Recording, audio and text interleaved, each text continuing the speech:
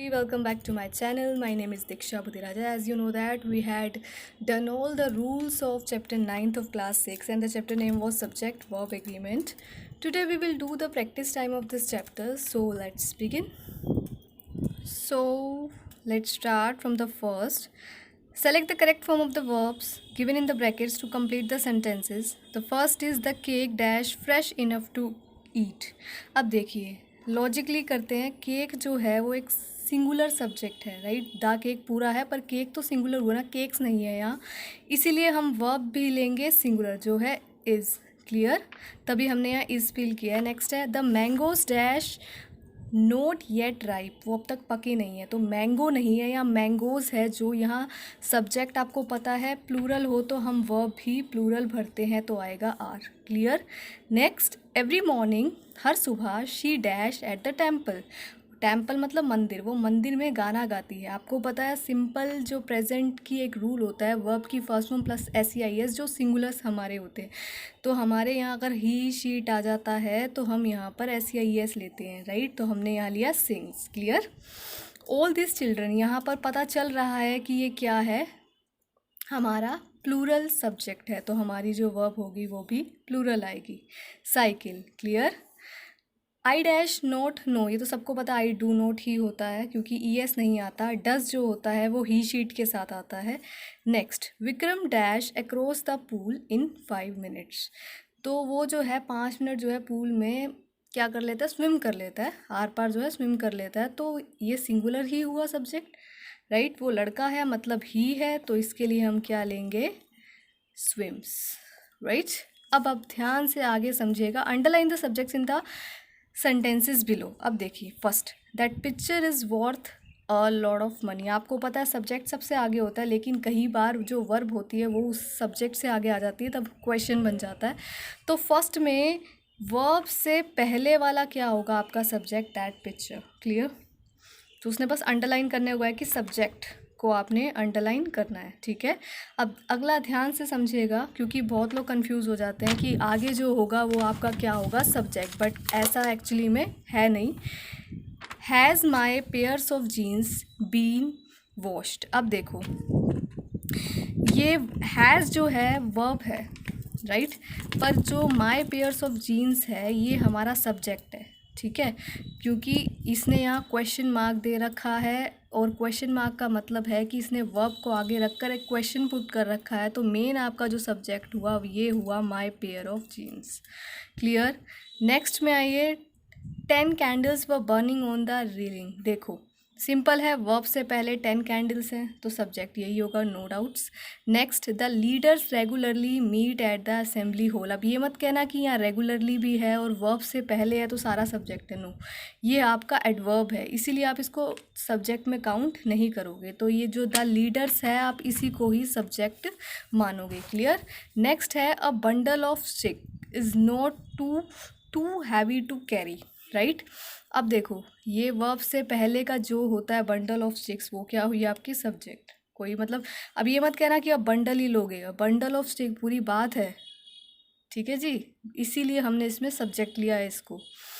आगे है all the pencils including the broken one. अब ये मत कहना कि ऑल द पेंसिल्स तक लोगे, इसने आगे पूरी बात बोली इंक्लूडिंग द ब्रोकन वन, जो टूटी हुई है उसको भी शामिल करते हुए इज़ इन द बॉक्स, वो बॉक्स में है.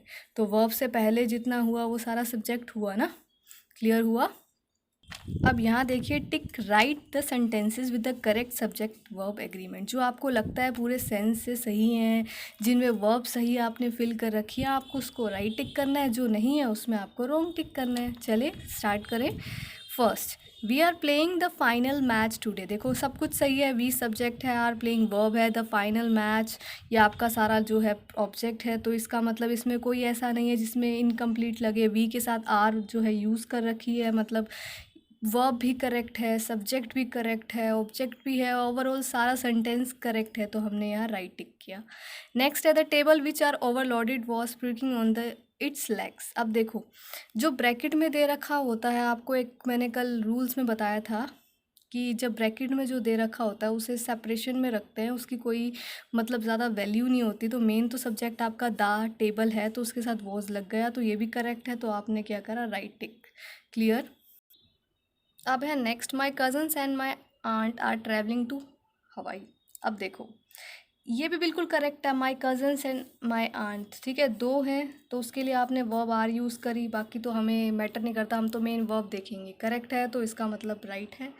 नेक्स्ट पे चलते हैं, many of the children was playing in the rain, मतलब बारिश में जो है बहुत सारे बच्चे खेल रहे हैं, ठीक है।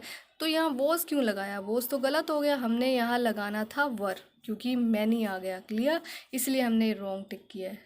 नेक्स्ट है, only some of the cake were left on the plate. अब देखो only some of the cake, आपको मैंने बताया था जब सम ऑफ द केक आ जाता है, यहाँ पर वैसे भी केक बोला है, और जब सम आ जाता है तो हमारी सिंगुलर वर्ब चलती है, यहाँ वोज आना था, इसलिए हमने यहाँ रोंग करा है, क्लियर। नेक्स्ट है, some of the boxes were completely destroyed, बिल्कुल ठीक है क्योंकि बॉक्सेस है, इसने वर लगा रखा है and that is correct. Next है, both Jerry and Vikram is going for the trip. देखो दोनों के लिए हमने यहाँ आर लेना था क्योंकि एंड आ गया था, आपने रूल्स में पढ़ा था कि जब एंड आ जाता है तो हमारी जो वर्ब है वो प्लूरल होती है, तो उसने नहीं यूज़ करी तो हमने क्रॉस कर दिया। Next, 2500 rupees are a very poor salary. अब देखिए 25 रुपीज़ इज़ अ 1 यूनिट, हमने रूल्स में किया था, तो यहाँ पर आर की जगह आएगा इज़, इसलिए ये भी है रॉन्ग, क्लियर। नेक्स्ट है, few people are still hoping to catch a glimpse of the star. Few people, right, few people के लिए आप आर यूज़ आपने कर सकते हो क्योंकि पीपल आ गया, वो वैसे भी प्लूरल में आता है, तो ये करेक्ट है। नेक्स्ट है, Shweta and Sheela is going to catch the bus. अब फिर यहाँ इज़ फिर लगा दिया, जब एंड ऑलरेडी दे रखा है तो हमारी यहाँ वर्ब क्या आनी थी, प्लूरल, क्लियर। अब नेक्स्ट है last, choose the correct forms of the verb and that agree with the subject. वही चीज़ें आप ध्यान रखना, अब एंड आ गया फर्स्ट में, Pooja and her brother dash at school. देखो यहाँ पर क्या आ गया, एंड, तो हम यहाँ क्या भरेंगे, क्या भरेंगे, इज़ या आर, हम यहाँ भरेंगे आर क्योंकि एंड लगने पे वर्ब प्लूरल हो जाती है। नेक्स्ट है, द पपी और द किटन्स डैश आउटसाइड, और आ गया है ना, बट यहाँ किटन्स है तो ये प्लूरल है तो हम यहाँ भरेंगे आर। कहीं ये मत सोचना और है तो हम इस भर देंगे, नो, हम यहाँ आर ही भरेंगे क्योंकि किटन्स है, किटन होता तो हम यहाँ पर इस भरते।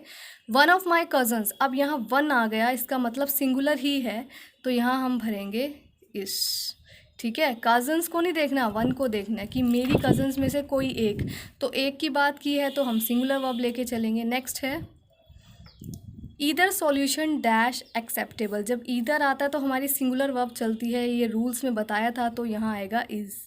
नेक्स्ट है, नोबडी, नोबडी के लिए भी आप सिंगुलर लेके चलते हो, nobody knows the trouble I have seen, मतलब किसी को नहीं पता जो मैंने मुसीबतें झेली, ट्रबल मुसीबत।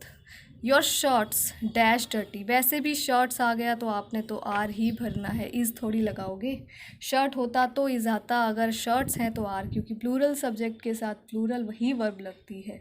तो ये चैप्टर हो गया कंप्लीट। अगर फिर भी आपकी क्वेरी है तो आप कमेंट सेक्शन में मुझसे पूछ सकते हैं। Thank you.